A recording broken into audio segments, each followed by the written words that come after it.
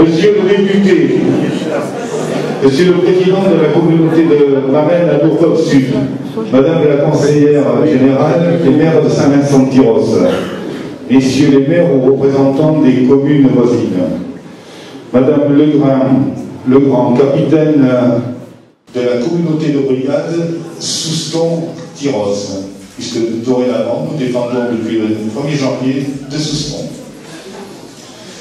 Messieurs, Mesdames, les représentants du mouvement associatif Saint-Jean-Né, Messieurs les représentants du monde de l'éducation et de la santé, Mesdames, Messieurs, chers amis, merci à vous toutes et à vous tous d'avoir une nouvelle fois répondu aussi nombreux à notre invitation pour vivre avec nous cette cérémonie certes traditionnelle, mais conviviale et humaine. Tout d'abord, j'aurai une pensée respectueuse et reconnaissante pour nos soldats en opération au Mali, et également une pensée pour les innocents victimes du fanatisme. Je tiens, à l'aube de cette nouvelle année, à souhaiter la bienvenue à toutes celles et ceux qui viennent de s'installer dans notre commune. Mais avant de projeter un film d'une durée de 8 à 9 minutes sur les actions menées à venir, je remercierai Jérôme Perry pour les décors, sobres, mais très bien. Je remercierai Valérie Marcignac et son époux Jean-Pierre pour la technique, ainsi que Zébien qui nous prépare le buffet. Donc, on est bien à la lumière.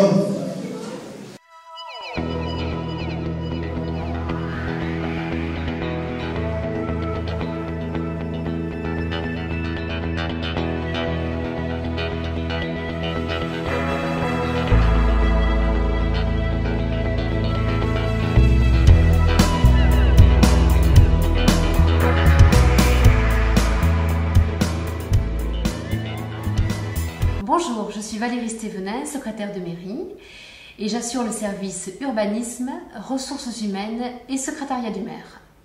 Je vais vous présenter le personnel communal et nous allons tout d'abord aller voir mes collègues des services techniques qui, je ne sais pas pourquoi, ont oublié une pelle dans mon bureau.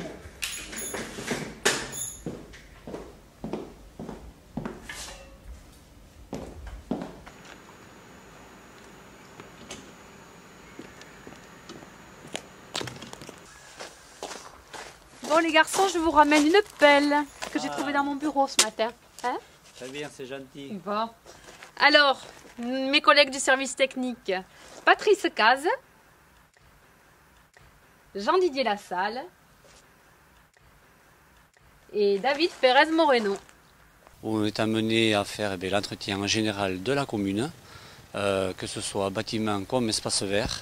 En ce qui concerne l'espace vert, on a un gros travail d'entretien parce qu'il y a eu beaucoup de créations de fêtes qui nous a mené à 2 fleurs au niveau des villes et villages fleuris. Donc maintenant il faut la maintenir et la conserver et voir plus si les moyens nous le permettront. Et également en bâtiment, on a un service qui est assez indépendant.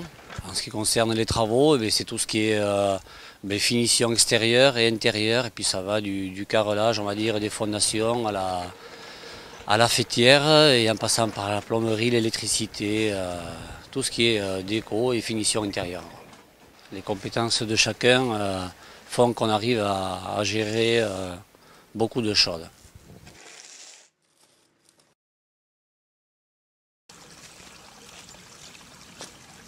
Nous sommes donc sur un chantier pédestre de Saint-Jean-de-Marsac, c'est vrai, la commune est quand même bien quadrillée par ces sentiers pédestres.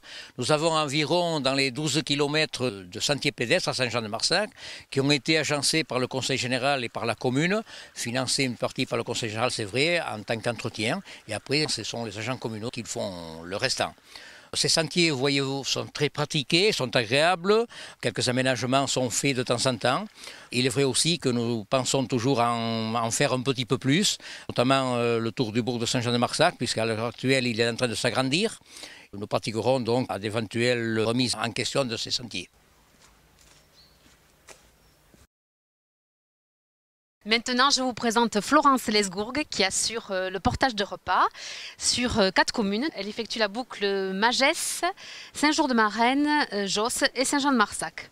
Bon, Florence, tu viens de faire la livraison chez Monsieur Labatute. Tu te diriges vers où maintenant? Maintenant, je vais chez Maurice Gabarus à Saint-Jean-de-Marsac. Et après, j'ai fini. Voilà, et ça, tout ça sans trop tarder parce qu'ils attendent le repas. Voilà, tout à fait. Midi. Très bien. Ben, écoute, bonne route, Florence. Merci, Ciao. à bientôt, au revoir.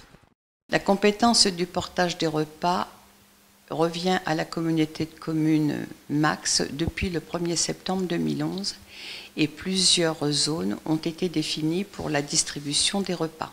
Le prix du repas était alors fixé à 7,50 € pour tous les bénéficiaires et l'on dénombrait 750 repas servis mensuellement sur l'ensemble de ce périmètre. En janvier 2012, de nouveaux tarifs ont été appliqués en fonction des revenus des intéressés, s'échelonnant de 4,80 € à 8,30 €, ce qui a engendré une augmentation significative des demandes de ce service. Aujourd'hui, l'on compte 1500 repas par mois sur ce même secteur.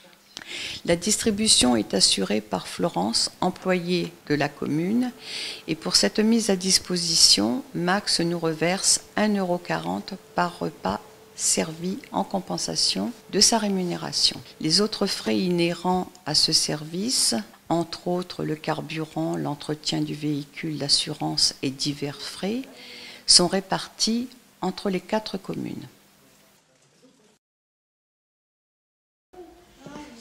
Nous voici à présent dans l'enceinte de l'école maternelle. La fonction d'ATSEM est assurée par Jocelyne Leblanc et par Mylène Hamelin. Nous sommes ici à l'accueil périscolaire et c'est l'heure du goûter. Ce moment se passe sous la surveillance de Jamel El-Mekaoui et de Sandrine Lavigne, ainsi que Marie-Claire Laguin. L'accueil périscolaire accueille les enfants de l'école maternelle et primaire publique de Saint-Jean-de-Marsac. Le matin, nous sommes ouverts donc de 7h30 à 8h50. Et le soir, c'est de 16h30 à 18h30. Les enfants sont pris en charge par Sandrine et Jamel. Et il y a environ entre 30 et 35 enfants qui fréquentent l'accueil périscolaire.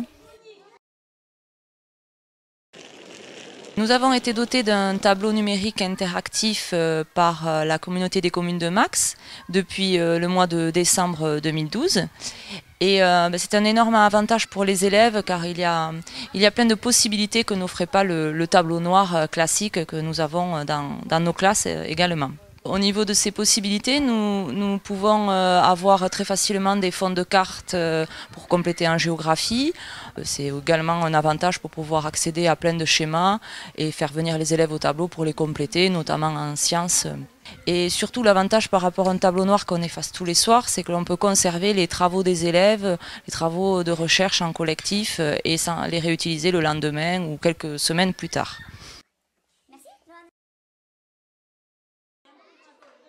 Nous voici à la cantine et je vous présente mon collègue Jean-Jacques Faux. Suivez-moi.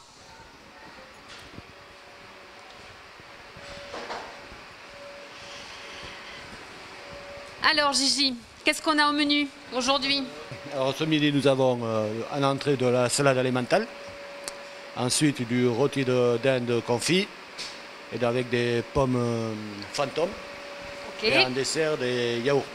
Très bien. Bon, bah alors les enfants vont se régaler. J'espère. Hein, on leur souhaite un bon appétit. Voilà. Voilà, merci Gigi. De rien. Nous voici à présent dans le bureau d'accueil de la mairie, qui fait aussi office d'agence postale tous les matins de la semaine. Ce service est assuré par Sylvie Sécher, ainsi que par Géraldine Darambide. Denise Balaudis assure le service des finances et de l'aide sociale. À la médiathèque, vous rencontrerez Xavier Cordéran, qui en assure le fonctionnement. Alors pour cette nouvelle année 2013, Xavier, qu'est-ce que tu nous proposes comme nouveauté? Ce sera surtout de nouveaux services aux lecteurs, avec en particulier 2 services mis en place. Le premier qui sera un service de portage de livres à domicile pour les personnes âgées en situation d'empêchement ou les personnes handicapées. Et le deuxième service, ce sera l'accès à des ressources numériques des livres à télécharger, des films et de la musique en streaming, mais aussi des ressources pour les enfants, le tout gratuitement sur le portail du Conseil général. Si 2013 s'annonce morose sur le point de vue économique, on essaiera de le rendre gai et plaisant du point de vue culturel. En effet, cette année 2013 verra une programmation riche de sens et de partage pour tout public, petit et grand. Pour la programmation 2013, si on peut la faire cette année, c'est grâce à un partenariat riche et efficace. On s'appuie sur les 25 associations communales qui sont très dynamiques, qui nous apportent bénévolat et surtout animation au quotidien dans tout domaine d'activité. On s'appuie aussi sur les communes du bord de l'Adour, que ce soit Saubus, Josse, Saint-Martin-de-Hinx ou Saint-Jean. Et comme autre partenaire, nous avons aussi le pays Adour-Landes-Océane et surtout Max, qui est un partenaire privilégié et de plus en plus présent du point de vue culturel et qui nous aide énormément. Cette année culturelle, elle sera mise en valeur par un nouveau site, par le site, enfin, le site internet de la commune de Saint-Jean-de-Marsac qui verra le jour dans le premier trimestre 2013. Certains de mes collègues ont tenté une reconversion.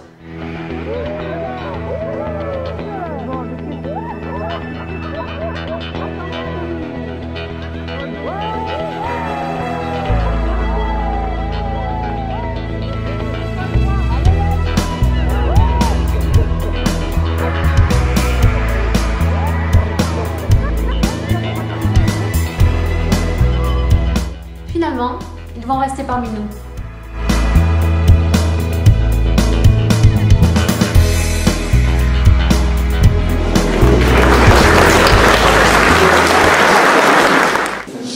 Merci à Ténéland et son directeur, M. Poissillon, mais également à Béatrice, la caméraman locale. J'apporterai quand même une précision sur une image du film. La commune n'a fait ni l'acquisition d'un tractopelle, ni une mutualisation à d'autres communes. Il s'agit simplement d'un des nombreux prêts du Mourache. Qu'ils en soient remerciés. Voilà. Alors Saint-Jean connaît une croissance démographique. Nous dépassons à ce jour 1400 habitants. Et ce nombre correspond à la population saint-jeannaise de 1850. Côté urbanisme, et concernant la zone de Monagré, mis en vente en septembre 2012, et sans publicité, sur 41 lots, 20 lots sont vendus, 10 réservés et en cours d'instruction de permis de construire, et des contacts pour les restants. Certains peuvent trouver ce développement rapide, mais ceci répond à un souhait de beaucoup d'entre vous, suite à un questionnaire sur vos attentes. Vos souhaits, c'était pérenniser notre supérette et attirer les services de la santé. Eh bien, ils arrivent. Jean-Christophe Hainaut, je ne sais pas s'il est là. Il est là, Jean-Christophe Hainaut. Il devait venir, c'est notre kiné, donc qui s'est installé au premier trimestre 2012. Et Anaïs Fourcade et Émilie Barbedette ont suivi comme infirmière libérale fin 2012. Par contre, effectivement, attirer les services à santé ont manqué, mais je crois qu'il va falloir aussi maîtriser et stabiliser la croissance démographique de Saint-Jean. Au sujet de notre école, qui reste un lieu unique d'intégration, elle va être profondément profondée. Cette évolution nous imposera une demi-journée supplémentaire par semaine, et donc un coût non négligeable pour les communes. Nous en connaîtrons les détails très prochainement. Les enseignants, les associations de parents d'élèves et les communes devront trouver un consensus pour le bien-être des enfants et fixer les modalités en s'appuyant sur les structures associatives, communales et intercommunales. Là aussi, devront être privilégiés les atouts de la mutualisation. Alors, comme travaux également cette année, peut-être que certains de mes collègues l'ont appris très récemment, Jean-Pierre Dufaux, député, était venu dans cette salle et m'avait dit tu sais, il faudrait que que tu fasses un effort sur l'acoustique. Et je lui ai dit, c'est la Signoine, il n'y a pas sauce. Il n'y a pas les sauces. Alors il me dit, écoute, c'est très simple, tu fais un dossier et tu me le donnes. Et bien, tu auras le dossier, Jean-Pierre. Alors pour conclure, au nom de l'équipe municipale, permettez-moi de vous présenter à chacune et à chacun d'entre vous, ainsi qu'à vos familles, nos meilleurs vœux de santé, bonheur et réussite. Je profite de cette soirée pour remercier les membres du conseil municipal et l'ensemble du personnel communal qui, tout au long de l'année, ont travaillé au service de la commune et de votre bien-être. Je n'oublie pas toutes les personnes qui, par leur bénévolat, font que le bien vivre perdure dans notre village. Je pense aux membres du CCAS, du contrat local d'accompagnement scolaire, de la médiathèque et des associations locales. Et pour illustrer mon propos, je vous livre cette phrase du philosophe Alain: ce sont les passions et non les intérêts qui mènent le monde. Merci de votre aimable attention.